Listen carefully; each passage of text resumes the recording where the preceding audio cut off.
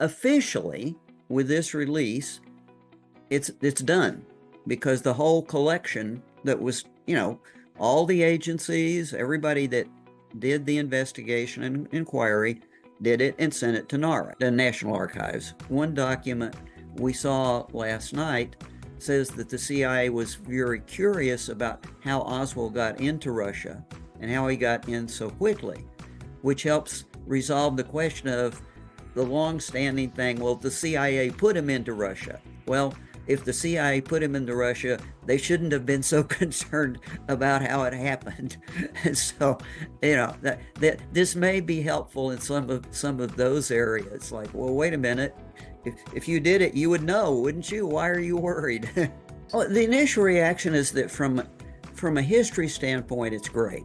I mean, we always like seeing that because some of these are going to have history that we haven't seen. For example, one document was a memorandum from Arthur Schlesinger to President Kennedy that responded to President Kennedy's request for advice on what to do with the CIA.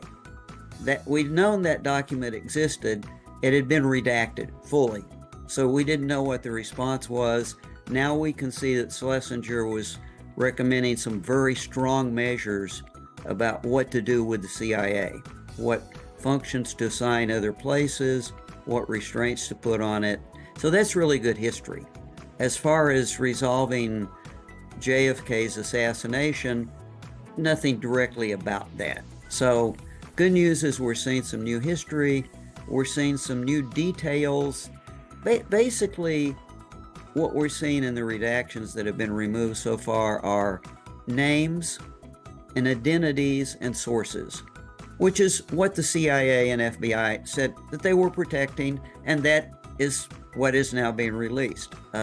So that's good news for us document geeks who can go back and say, okay, yeah, we knew what they were talking about. Now we know who they were talking about. Unfortunately, some of that will be probably embarrassing to the agencies, especially in regards to names and sources of international contacts and sources, including British intelligence, Australian intelligence. You're going to see some things where information is being provided that, you can see why they wouldn't have wanted to provide at the time. The sad theory is the family of the seamen that were lost on the Thresher submarine, I think in '62, felt that JFK had been responsible for that, and there was a theory that somehow this was revenge against JFK. That's just sad. The wackiest theory I've seen is a map was submitted to the Warren Commission. Now, we're talking about a map. I've seen this. This is an actual document. Huge map by this fellow who thought that Lyndon Johnson had somehow jumped out of the limo that was following the president, taken a machine gun, and attacked the president. It's like, okay, yeah, wacky feel. And of course there are the equally wacky. JFK was about to tell the world that the aliens are here, and that's why he was killed. The key questions that we still have remaining, of course, was Oswald involved at all? Lee Harvey Oswald is. The whole thing was positioned and put on him as a lone nut, single, no conspiracy, single actor. So really the primary question that remains was, was Oswald involved in some fashion, or did he have no role at all, and was he literally framed? As I said, the book that I've just published with my co-author on Lee Harvey Oswald, The Oswald Puzzle, presents him as having no role at all, totally framed by these other individuals who actually had contacted him in New Orleans that summer, representing themselves as pro-Castro supporters. And Oswald was very much interested in going to Cuba, supporting the Cuban Revolution, and basically that view of things has him manipulated and being set up as part of a conspiracy which would point to Castro and possibly trigger an invasion, which is, another resolution to the problem from the CIA officers in Cuban exile standpoint is, let's not just eliminate President Kennedy as an issue, let's trigger we need to get this done. Let's frame Oswald, point to Cuba and Castro, and get it done. And actually, there were phone calls to the wife of Life magazine, Henry Luce's wife, that evening, essentially saying that they had evidence that would show Oswald was part of a Cuban rifle team that had been sent through Mexico to kill JFK. So that was actually part and parcel of the plan. That didn't work because it was kind of overwhelmed by the lone nut story. Basically, by that evening, the president was having calls made to Dallas saying, forget it, no conspiracy. Do not charge him with conspiracy.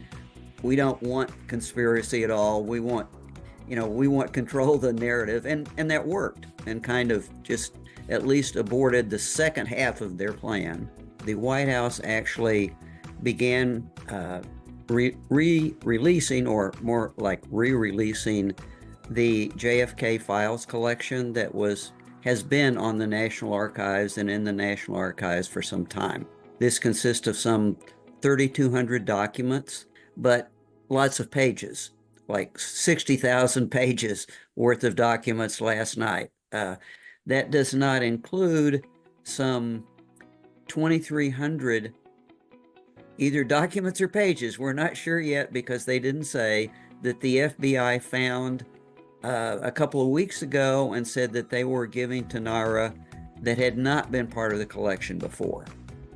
So we don't know what's in those. We don't know where they came from. We don't know why they didn't find them before. So we haven't seen any of those yet. So what we've seen so far is material that was already at NARA. Beyond that, we can give you a list. We've actually prepared a list of dozens of files and dozens of pieces of material that could be collected that might help resolve the question, but that's not part of this. A congressional committee, a new investigation would actually go out and have to collect those. And that includes, for example, Jackie Kennedy gave extensive testimony, and others. She actually had William Manchester write a book about the assassination of her husband. And Manchester interviewed several key people, including Jackie and Bobby. And after those interviews were done, and we know Jackie and Bobby both thought there was a domestic conspiracy. We now have records showing that. Those records have been sealed at the Kennedy Library. We can't get them. We can't see them. The Kennedy family controls them, and we're not going to see them for another 50 years, if ever. There's an original film that Life magazine took and collected, and collections of original films that were made in Dealey Plaza that are held outside the government by the media. Those films could resolve things, but there's no way to collect them. So to answer your question, the bad part is what we need to see would have to somehow legally be recollected, and there's no initiative to do that at the moment. That would require legislation, a presidential directive. So what we really need, there would have to be a reset to collect new information. That's not what we're getting now. The problem is with all this research, we know we have testimony and actual documents saying that the CIA itself, after the assassination, investigated its own people and its Cuban exile surrogates and Cuban forces. They were so concerned that the Cuba had been part of it that they internally did an investigation. They lied to the Warren Commission and the House Select Committee and told them that they had never even looked into the assassination at all. But we even have the questions that were asked in the investigation they did now. What we don't have is the report that they made for the results of that investigation. And I don't believe we're ever going to have that. So, no, that was certainly never provided as part of the JFK collection. And I suspect that it disappeared shortly after it was prepared.